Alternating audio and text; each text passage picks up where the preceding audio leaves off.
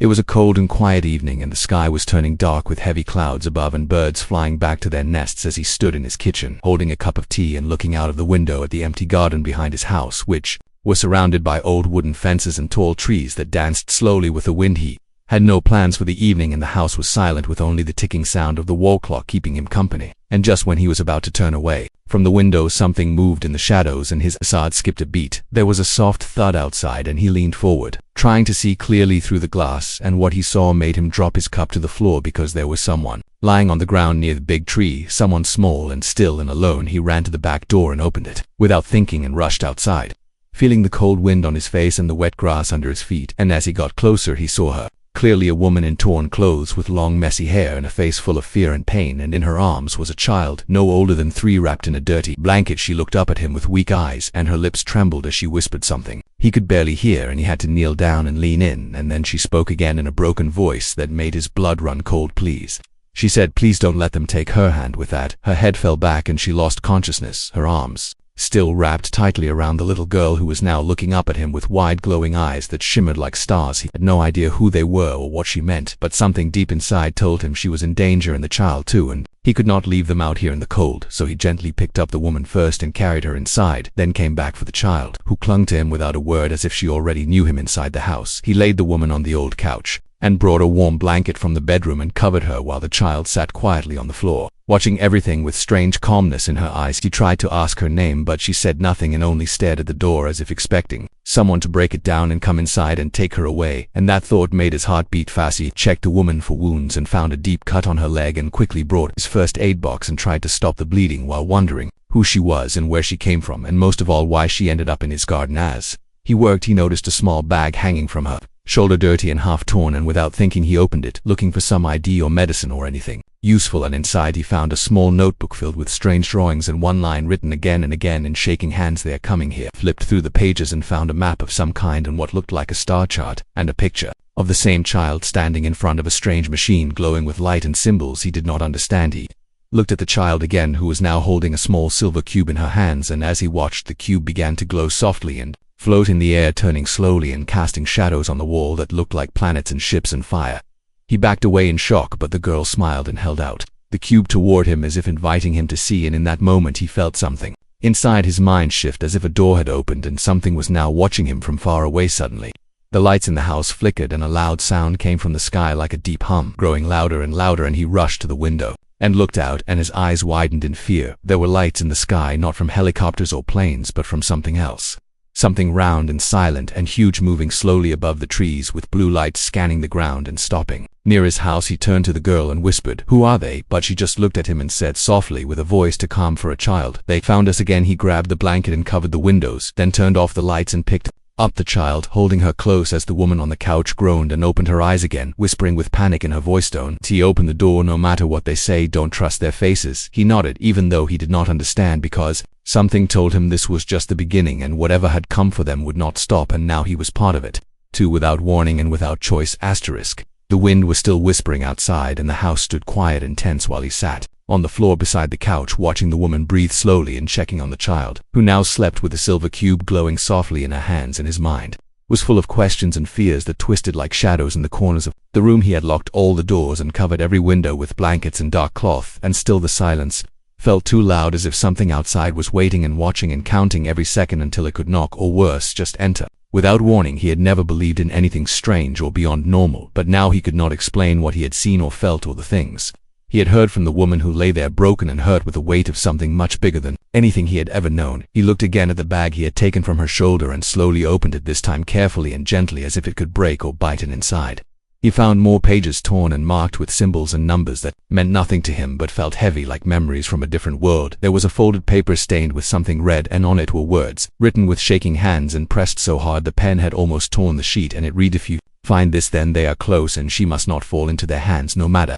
what they say, no matter who they look like, no matter what you feel. Protect her, even from yourself." He sat there frozen, holding the paper as if it was alive, and when he looked up, the silver cube had floated again, spinning above the child's hands and casting shapes on the ceiling like stars and circles, and then a flash of blue light blinked and the cube dropped back into her lap as if nothing had happened. reached for the device slowly, and when his fingers touched it, he felt a sudden cold pass through his body like a wave of memory, and then the cube lit up and opened with a soft hum, revealing a small screen and lines of glowing words that changed. With each second, he read them one by one, not understanding the meaning but feeling the weight of each line, as if someone was whispering the truth directly into his heart. And then the screen showed an image of a world burning from the skies while tall towers fell and dark ships hovered above them and people ran without hope. The woman on the couch stirred and opened her eyes, and her hand reached out toward him as if to stop him, and she whispered, "That is our world, or what's left of it, and she is the last hope, and they will not stop until she is either taken or destroyed, and Earth is the only place they never searched until now." He turned to her with fear and confusion in his eyes and asked how she came here and who the child really was and what he had seen, but she only shook her head and said, "The truth is not something you can hear, it's something you live." He felt the words press into his thoughts like keys unlocking something old and hidden, and the cube lit up again, showing a map with coordinates and names and a picture of the child standing in front of a gate made of light, and on her forehead was a mark that glowed like a small sun. The woman tried to sit up and pointed to a name on the map and said, "That is where it began, and that is where it must end," and then she coughed and held her side in pain, and he helped her lean back gently as her strength faded again. He placed the device on the table and held the notebook in his hands, flipping through each page, trying to find a clue or a plan, and on the last page was a single sentence that felt heavier than all the others combined. "She carries the key, not to open the gate, but to keep it closed forever." Suddenly the child sat up wide awake with her eyes glowing again, and she looked straight at him and said, "They are getting closer, and they know you touched the cube before." He could ask what that meant. The lights in the house flickered once more, and a low vibration passed through the walls like a heartbeat that did not belong to any living thing, and the woman sat up in fear, holding the child close and whispering words in a language he had never heard. He moved to the window and lifted the cloth just a little, and outside he saw 3 figures standing at the edge of the forest, wearing black suits and faces that looked too perfect, too calm, too still, and they stared at the house. Without blinking, he dropped the cloth and backed away, his own breath now shaking as the woman looked at him and said, "They can smell the cube, and now they know she's here." The child stood beside him, holding his hand tightly, and said with a voice too steady for someone so young, "You have to choose now, because once the door opens, they will not ask twice." The wind had changed now, carrying a strange humming sound through the cracks in the old wooden walls, and each vibration felt like a warning, as if something far away was reaching closer with every breath. And the man stood still in the center of the room, holding the child's hand, while the woman sat beside the couch with her back straight and her eyes locked on the door. She whispered again and again, the same words over and over like a prayer or maybe a code, and her fingers traced the shape of a mark on the child's wrist, which glowed softly like a warm flame, and he had never seen anything like it, not in dreams or stories or even nightmares. Outside, the figures stood silent and still, like shadows given life, and their faces never moved, and their hands stayed at their sides, and they waited without speaking or blinking, and time itself began to feel slow and heavy, like water filling the house. He looked at the woman and asked who they were, and she closed her eyes and said, "They are the hunters, the ones who follow the last light, through every world, through every shadow, and through every soul, and they never stop because they have no fear and no mercy and no names." The cube on the table started to vibrate again, and a new light appeared from it, stretching into the air and creating a window that showed a different place, a room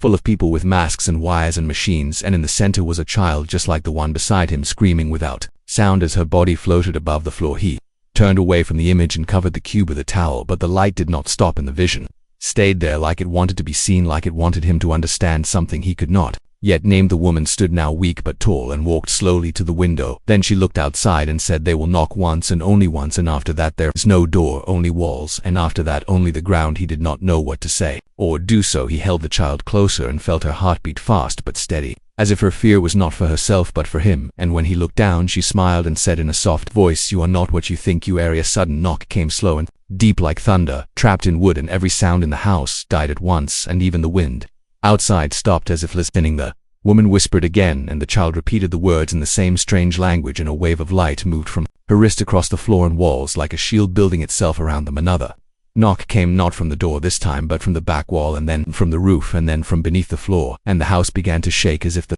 ground itself was no longer safe. He moved quickly and grabbed the cube and the bag and helped the woman toward the basement stairs, which had not been opened in years, and dust flew around them as he pulled the heavy door open, and they stepped down into the darkness with only the child's glow to guide them. The door above closed just as a loud crash shook the house, and something heavy landed on the roof and began to move slowly like it was searching with no eyes and no sounding the basement. The woman pointed to the far wall and told him to break it, and behind it he would find something left for her people long ago, before they lost their home, before they lost everything. He grabbed an old hammer and hit the wall again and again until The wood cracked, and behind it was a hidden chamber with smooth silver walls and strange markings, and in the center, a chair that looked alive and asleep. The child walked toward it and placed the cube inside a small slot, and suddenly the room came to life with lights and symbols, and the air changed as if it was no longer part of Earth. He asked what this was, and the woman said, "It is not escape, it is memory, and memory is the only weapon they do not understand." And then she collapsed against the wall, breathing hard and whispering more of that strange language as the floor above them cracked. The child stood in the center of the room with her arms raised, and the light from her mark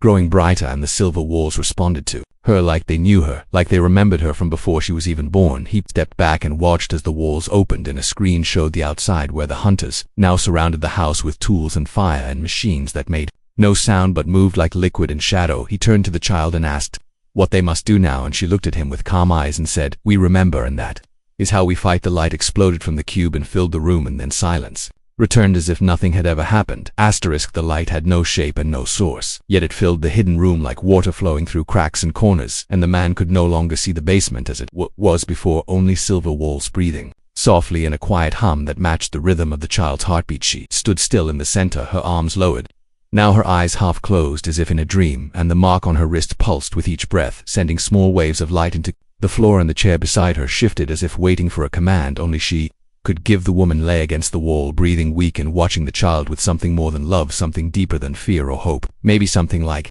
faith born not from belief but from memory that still lived beneath the skin. Our man did not move at first, afraid that even a sound might break the moment or change what was happening, and so he knelt beside the woman and whispered, "What is she? And what is this place? And how can we fight them when they walk through walls and speak with no mouths and move without breath?" The woman turned to him and said, "She is not a weapon, she is a story not yet finished, and those who want her fear the ending because it is not written by them, and this place is not a bunker, it is a seed, and every seed waits for the right time to become what it was meant to be." He tried to understand, but his mind felt stretched between what he knew and what he was now seeing, and he looked at the cube still glowing inside the chair and saw new images flashing across its surface one after another like dreams that belonged to someone else. There were people running across dark fields with stars falling above them, and cities crumbling under skies that bled fire, and machines digging into the earth searching for something buried long ago, and always the same child standing still while the world moved around her. He asked if those were visions of the past or warnings of the future, but the woman only said, "They are mirrors, and a mirror shows what you bring to it, not what you want." The walls of the chamber began to shift and open, showing a spiral path glowing with soft blue light, and the child it stepped forward without fear, and the man followed, holding the woman carefully as they moved through the corridor that seemed longer than it should be. The air inside changed with each step, no longer heavy with dust but clear and warm like a memory from summer, and soon they reached a circular space filled with floating stones, each marked with a symbol and each one humming softly like it knew it was being seen. The child placed her hand on one of the stones, and it lit up bright white, and the ground beneath them shook gently as if waking from sleep. And then the voices began, not from mouths or machines but from the walls and the stones, and maybe even from the air itself. The voices spoke not in words but in feelings, and the man could feel them pressing into his chest like waves, and in them he saw pieces of truth that felt older than time, and he knew this place was not made by hands but by thoughts and memory and purpose. The child turned to him and said, "You are not here by a mistake, and they chose you before you were born not to fight but to remember, and remembering is the first kind of power and the last kind of freedom." He wanted to ask more, but the light around them began to pulse fast, and the voice from the cube said, "They are breaching, and time is not on your side." And the stone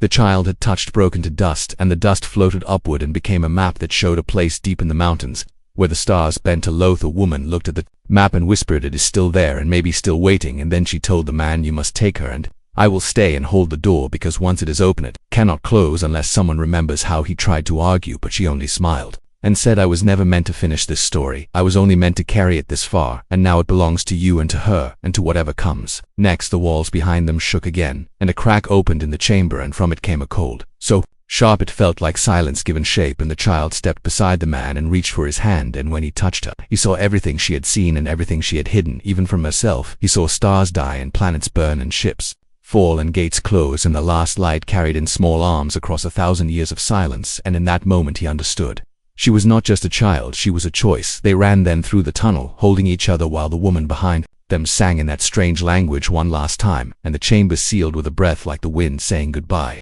The sky was no longer quiet, and the stars above seemed wrong, somehow as if someone had moved them while no one was looking, and the night felt heavier with each step as the man and the child moved quickly through the forest trees, whispering secrets to one another in the wind. They did not stop to rest or to speak, and their breaths matched the rhythm of the ground beneath them as they followed the glowing lines on the map now burned into the man's memory, and every turn they made felt both new and familiar, like dreams remembered only when the body is in motion. The child walked beside him without fear, her small hand gripping his tighter than before, and though she said nothing, her eyes told him she knew where they were going and why. They had to move before the sky itself remembered them behind them. The forest began to hum with low vibrations, and strange lights flashed between the trees, not like fire, not like lightning, but like something alive, something searching. And the man knew the hunters were not far, and they did not walk. They glided over land like smoke, with eyes that never blinked and minds that never forgot. They reached the base of the old mountain just as the first crack of light appeared on the horizon, and the child looked up at the stone wall covered in vines and pointed to a small mark hidden near the roots.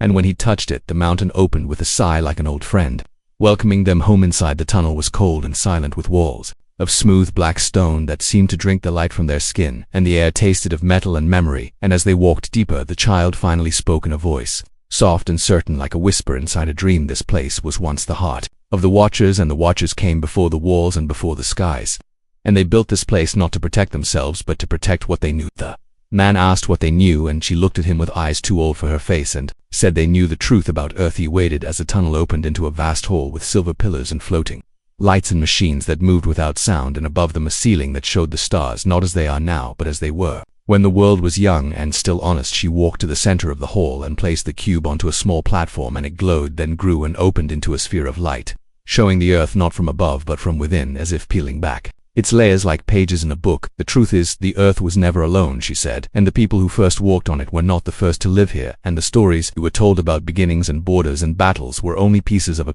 puzzle made to keep you busy while the real war happened in silence. He stepped closer and saw cities beneath oceans and machines older than mountains, buried in ice and signals pulsing from deep beneath deserts where no one ever looked, and his heart pounded as the image shifted again, showing the Earth surrounded by rings, not of rock but of energy and code, like a message sent again and again. You were part of something older than memory, she said, and those who left wanted to return, not to live but to rule, and they needed something to open the door back in, and that something was not a weapon, it was a voice. And I am that voice. He tried to understand, but the light from the cube shifted again, showing images of people like him standing in lines, listening to machines, giving orders not with words but with feelings, and he felt a wave of cold spread across his back as the truth pressed deeper. This planet was hidden, she said, and locked behind a song only a child could sing, and they searched across the stars for generations looking for the key, and my mother stole it and ran and died to keep me away from them, and now they have found us, and they will not stop. He looked at the images again and saw faces of people he knew, people from his town, from his past, their eyes not right, their movements too perfect, and he realized they were already here, walking and watching and waiting. And he asked long. She touched his arm and said, since before you were born, and maybe before